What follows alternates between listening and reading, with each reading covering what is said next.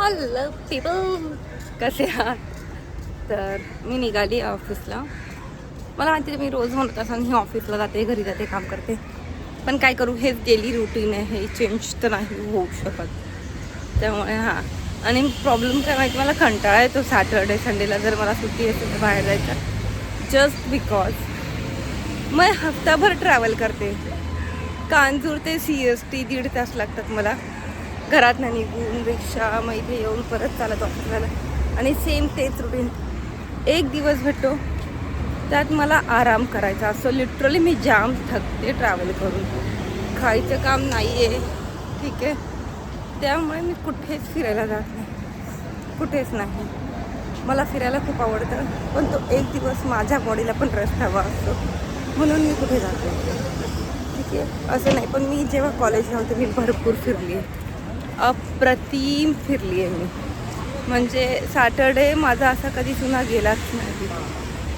आणि ना माझ्या मुलं आता समोर कुठे एक मुलगी चालली आहे, तिने मस्त काय ग्रीन कलर केला आहे केसांना.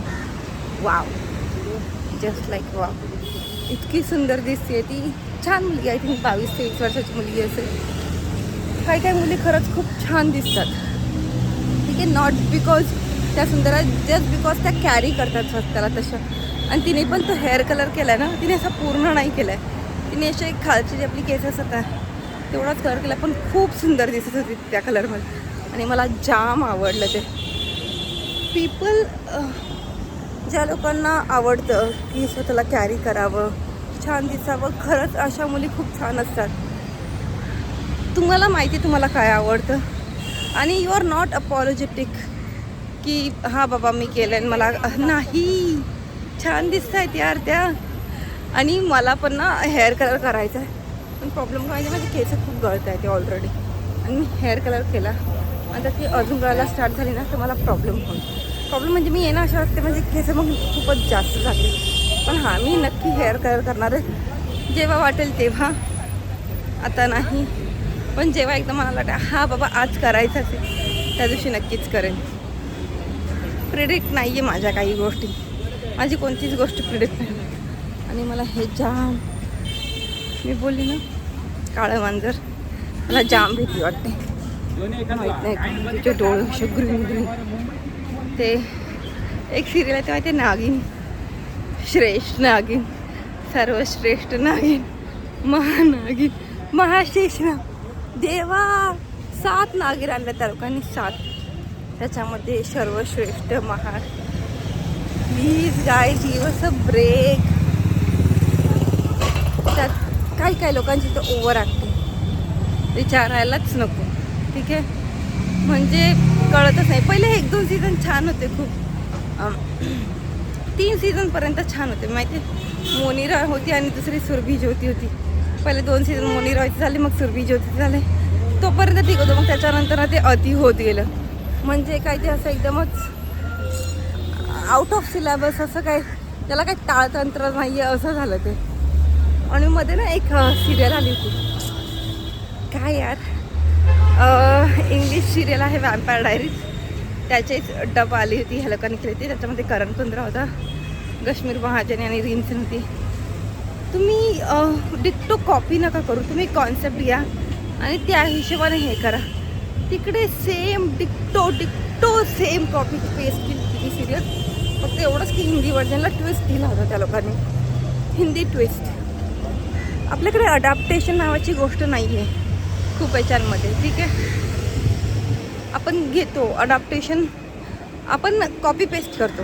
आपण एखादं ठीक आहे घ्यायचं आहे, वॅम्पायर डायरीचं कॉन्सेप्ट घ्या, पण त्याच्यामध्ये सेम टू सेम न दाखवता काहीतरी तुमचे ओन थॉट्स वापरा. जसं की आपण एखादी गोष्ट लिहिताना आपल्याला एखादा कॉन्सेप्ट आवडला, आपण तो कॉन्सेप्ट घेतो, सेम टू सेम ते कॅरेक्टर्स नावं नाही लिहित, किंवा सेम टू सेम पूर्ण प्लॉट नाही लिहित. कॉन्सेप्ट वेगळा असतो आणि प्लॉट लिहिणं पूर्ण वेगळं असतं. I am not a content writer but I write, ठीक आहे. तर सध्या माझं एक लिखाण चालू आहे, एक नाही भरपूर लिखाणं चालू आहे. त्याच्यामध्ये मी आता नवीन सिरीज येते आमची, ती लिहायला घेतली आहे. आणि त्याच्याबरोबर एक लवकरच काहीतरी येतं आहे जे मी तुम्हाला अपडेट करेल, ओके. आता नाही सांगणार because it's something new I am trying now. अजून पूर्ण झालं नाही आहे ते. झालं की मग मी तुम्हाला अपडेट करेन त्या हिशोबाने. ठीक आहे. आणि हां, आजच्यासाठी एवढंच. ऑफिसला जाते, भरपूर काम आहेत, सॅलरीज पण करायच्या. भेटूया संध्याकाळी. बाय. हेलो. तर मी निघाली आहे घरी. ठीक आहे. रस्त्यात मला एक मेंटली अनस्टेबल माणूस दिसला. वेडा नाही म्हणणार, माहीत नाही काय परिस्थिती असू शकते त्याची. सो मी येत होते आणि तसं साईडला मेट्रोच्या इथे बसला होता. आता स्विचबोर्ड घेतला होता त्याने. ठीक आहे. परिस्थिती कधी कधी कोणाला काय बनवू शकते खरंच कळत नाही आहे. कारण का ना मला वाटतं त्याच्याबरोबर असं काहीतरी झालं असेल ज्याच्यामुळे तो असा झाला असेल. ठीक आहे. फॅमिली इशू, प्रेम, फायनान्स, बिझनेस, जॉब, खूप साऱ्या गोष्टी आहेत आयुष्यात. खूप लोक काय बोलतात ते अशा खूप स्ट्रेसमध्ये जातात आणि मग त्यांचा मेंदूला त्या गोष्टी हँडल करू शकत नाही. त्या इतक्या गिचमिडे होतात ना.